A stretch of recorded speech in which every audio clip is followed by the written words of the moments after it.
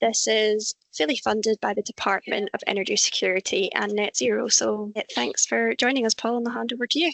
Thank you for joining, everybody. As Louise said, my name's Paul McGee, and I'm going to deliver a session on preparing for local grant, around some of the lessons learned that Warmworks have seen over recent years in terms of scheme delivery. So a very brief agenda with regard to the session today. Obviously, I'm going to talk a little bit about Warmworks. I'm going to talk about some example projects and next steps for us all, obviously in light of certainly the most recent announcements in terms of the local grant funding allocations.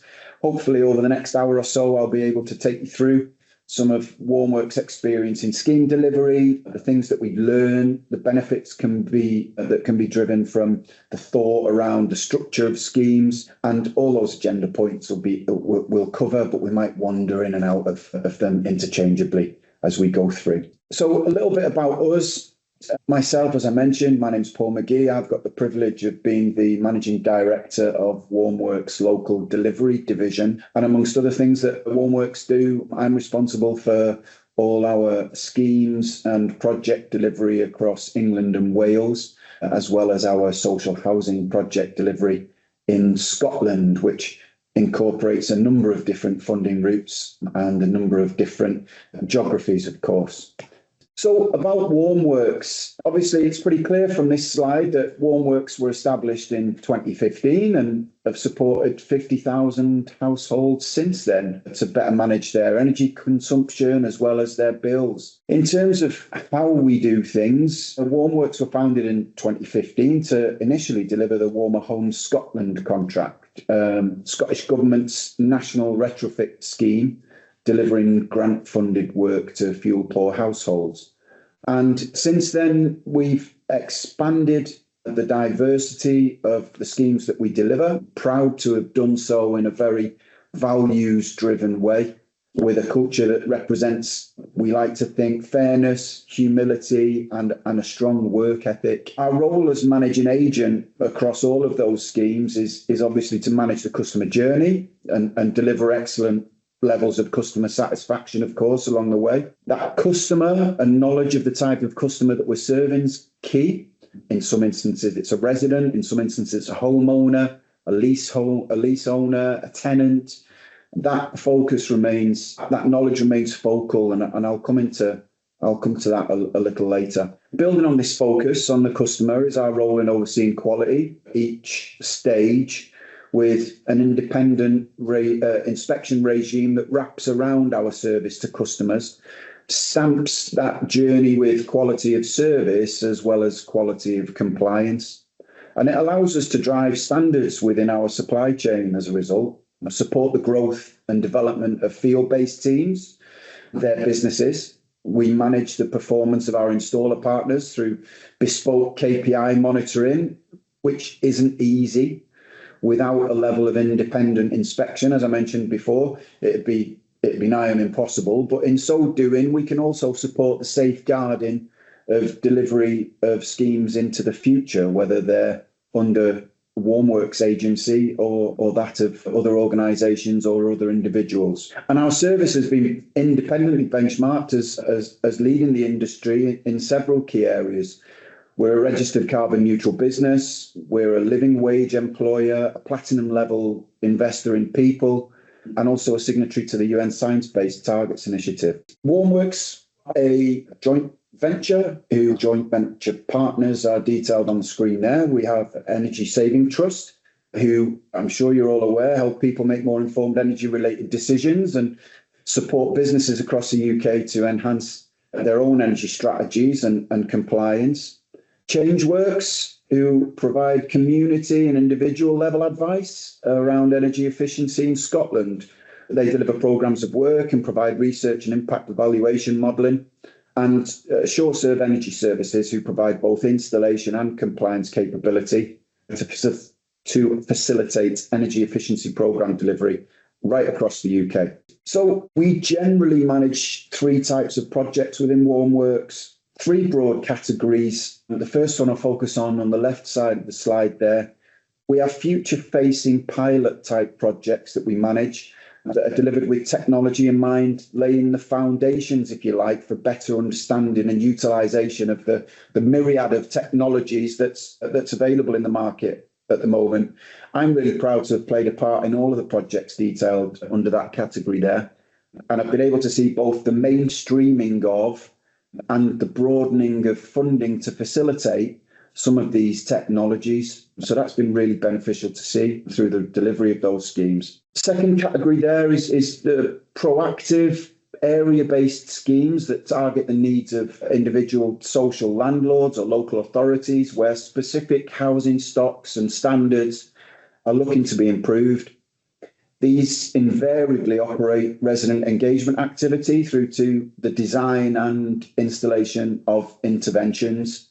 Some of those examples you can see on the screen there: area-based schemes, net zero heat funded schemes, which are utilised in Scotland for social landlords up there, and things like local authority-led EWI removal and reinstallation schemes. And then the third category on the right-hand side, demand-led schemes, nationally or regionally based, where a customer's application emanates mainly from their own endeavours, from a call to action resulting from some kind of information that has been received. Some of those examples being a Warmer Homes Scotland contract, or any one of the more recent HUG, LAD, sustainable warmth category of schemes. And to date, from the delivery of all these individual projects, we've seen large numbers of energy efficiency measures installed, as we can see there. We've seen business certification to carbon neutral standard. We're committed to achieving net zero by 2028. As mentioned, we've seen the support of over 50,000 vulnerable households since 2015 in the last 10-year period, which we're really proud of. And we provide wide-reaching opportunities for people in the delivery of this work. As it states there, we almost 7,000 training opportunities, the creation of over 700 jobs in the delivery of this work, and 165 apprenticeships. So those outcomes have been really well received. We're really quite proud of what we've done here, and we can really demonstrate some of the value of the work that we've done delivering schemes. And finally, a little bit about our approach. I mentioned earlier about the importance of recognising the different categories of end users, which is a horribly cold term to use. So I'll use the term customers instead.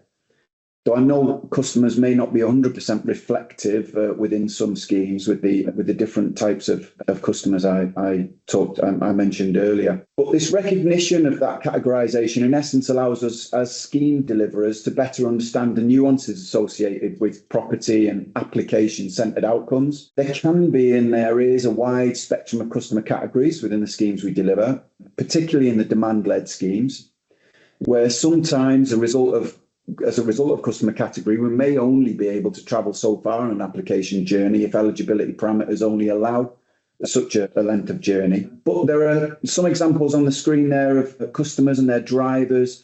If I take the first example, a customer on a large-scale fuel poverty scheme is a different customer to that of a social housing tenant hesitant of new technology and perhaps a heat pump installation. Equally are as different to a private householder who's eligible for an external wall insulation scheme that might have been identified by a local authority where funding's been secured to provide that work. So our approach has to be fundamentally flexible in order to facilitate each of the different needs of these customer types.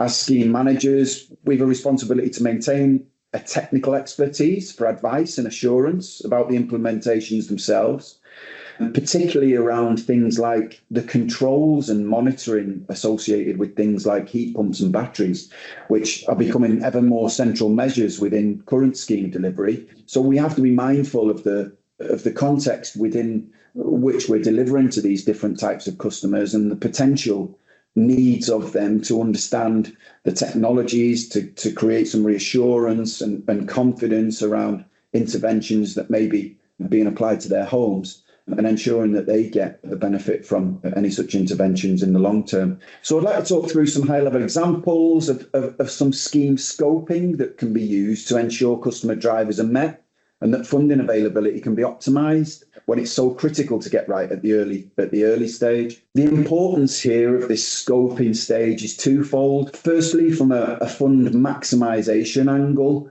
and avoid this concept of leaving money on the table, if you like. But also, secondly, to ensure that targeting is correctly centred on viable and eligible properties or customers.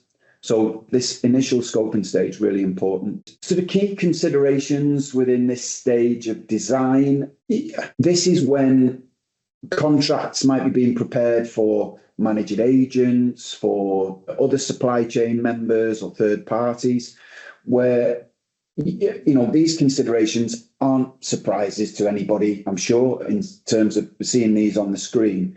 My experience in this area of the delivery of retrofit schemes is that these considerations around scheme parameters, around the procurement choices and the mobilisation principles can become somewhat misaligned. And in terms of being able to deliver the end goals that grant recipients and or fund providers are looking for at the outset, these have to fit together. So I could use the example of some of the challenges associated with some of the recent English schemes, such as the LAD and HUG schemes, where caps on things like wall types, SAP bands, overlaid by measured cost, that can mean that on some occasions, vulnerable or fuel poor eligible people who need help and technically viable properties that need enhancement don't receive the measures that the scheme was initially intended to deliver, and therefore housing stock doesn't get enhanced.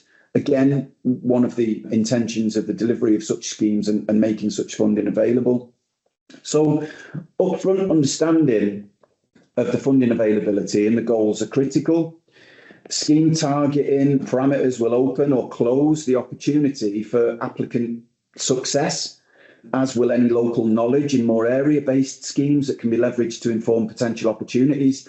An example of such local knowledge might be an understanding that, for example, a community gas connection programme may have been delivered recently. It may have taken place where electrically off-gas grid properties have then been connected, which in turn doesn't manifest itself onto any kind of EPC register and therefore precludes any off-gas targeting. So simple local knowledge of things like that is key to influence that ultimate scheme property targeting and the success of resident engagement activities.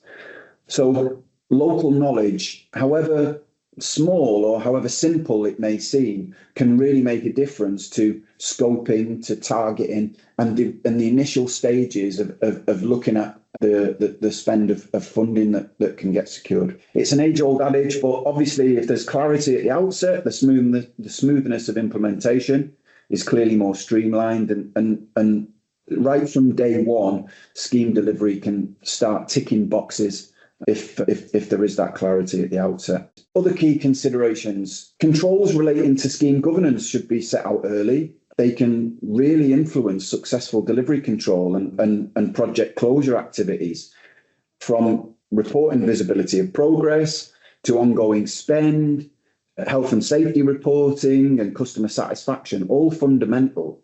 So governance resourcing is as important as the delivery of measures. The feeding of project closure data then follows directly on from that governance establishment. The results of intervention impacts, SAP scores, energy consumption analysis, property energy costs, as well as any kind of social impact or community benefit. They're all important factors in assessing the success of schemes. So upfront governance establishment, really important. And these things aren't straightforward. They're not just natural slam dunks that happen in terms of, that'll just get done once we've got all the measures installed. It doesn't happen that way. These things need scoping, they need budgeting, and they need delivering with expertise. So, I'm obviously here talking to you as a representative of Warmworks, one of the UK's largest managing agents of energy efficiency programs. But obviously, having schemes managed is only one route for delivery. If scheme design starts, with a determination that it should be delivered in-house or directly by existing supply chain, the same capability should be either be resident or have the capacity to be trained to deliver these areas of what is crucial work. Because I should say, I've also been asked to help after the event, which can be a lot harder and can often lead to somewhat costly and time-consuming unpicking, as well as the piecing back together again of things like reporting, understanding what work has been done, understanding the impacts of the scheme.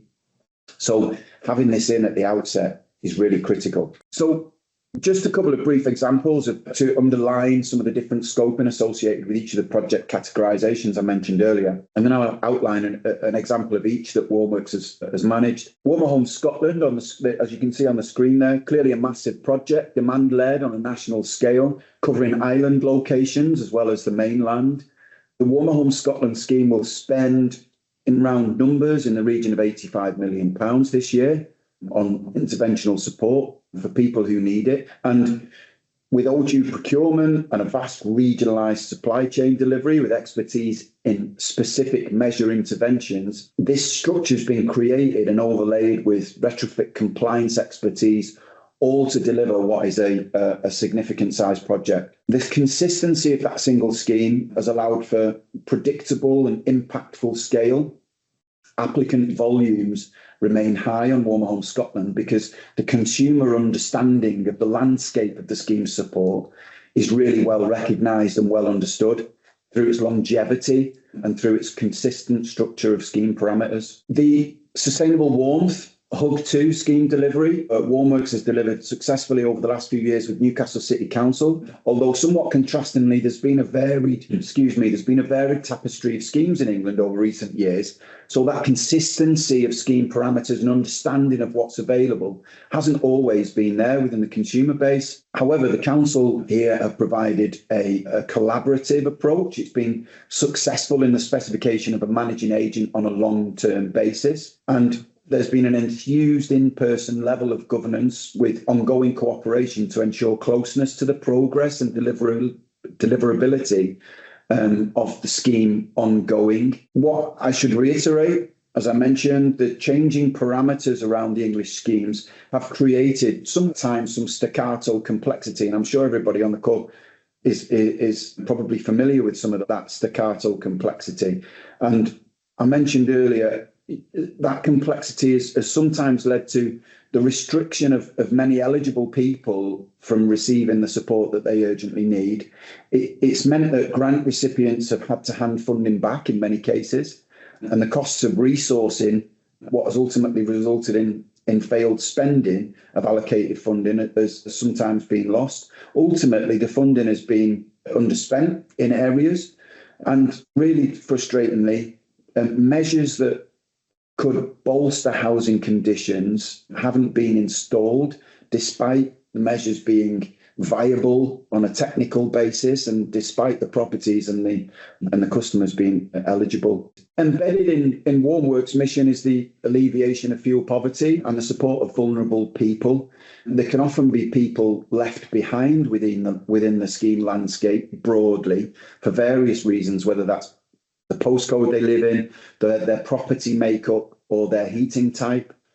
This connected response programme resides in our pilot new technology bracket, where the tailoring of technology and the concept of a just transition, i.e. not leaving people behind, really come together.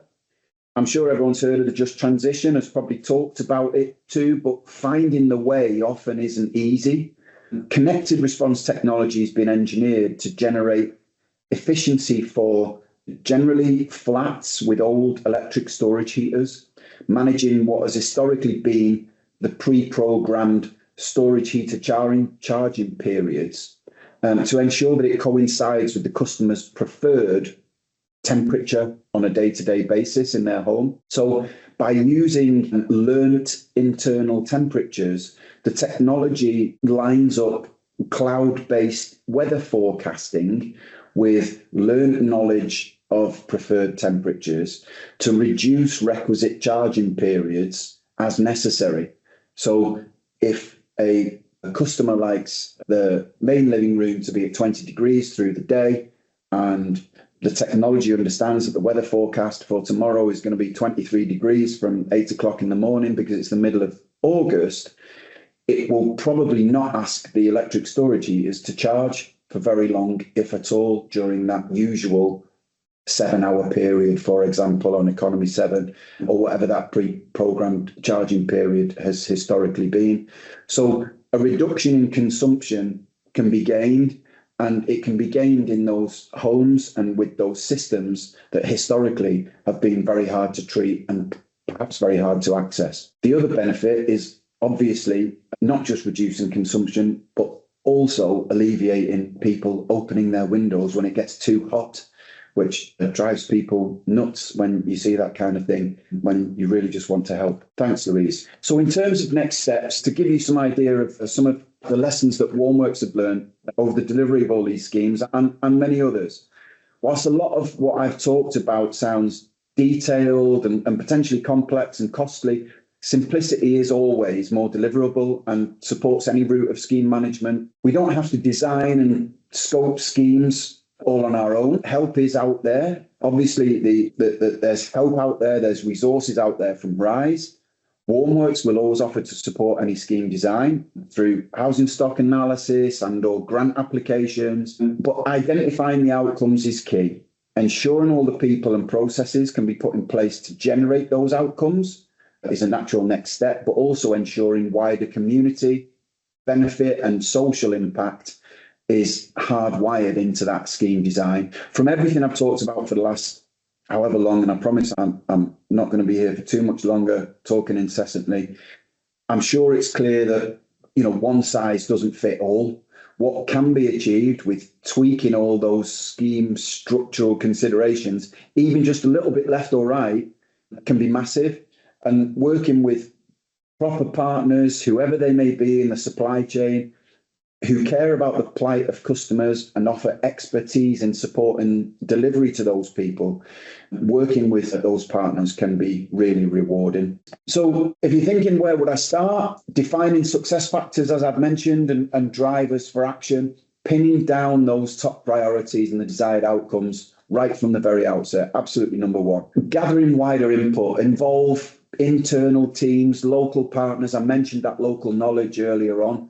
If I want to avoid targeting a section of my area, a section of the region, a section of housing stock, and I'm not aware that a community-based programme has happened that hasn't updated the data set that I'm using to target that area of properties, it immediately detracts from the scheme scoping that I've done at the outset. So involving local partners and industry stakeholders in checking the approach is really important.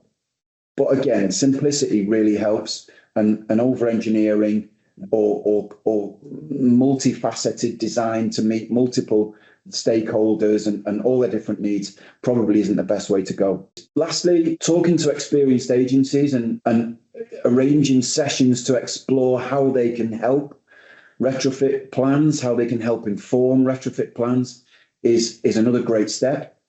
Tailoring whatever your preferred procurement strategy is, tailoring it to the partners that you want to identify, securing the right delivery model to ensure that the goals at the outset can be delivered most effectively, and really committing to the plan. Delivery, I desperately don't mean to teach any granny to suck any eggs, but delivery clearly works best when the whole value chain, everyone delivering, everyone understanding the process, everyone understanding where we're going to go to get there is clearly the best way of doing it, the most efficient and most effective way of doing it. And any kind of shifts of goalposts, any kind of shifts of parameters, process steps, needs, governance requirements, documentary outputs, any kind of shift can get in the way of that and can get in the way of that smoothness and that efficiency.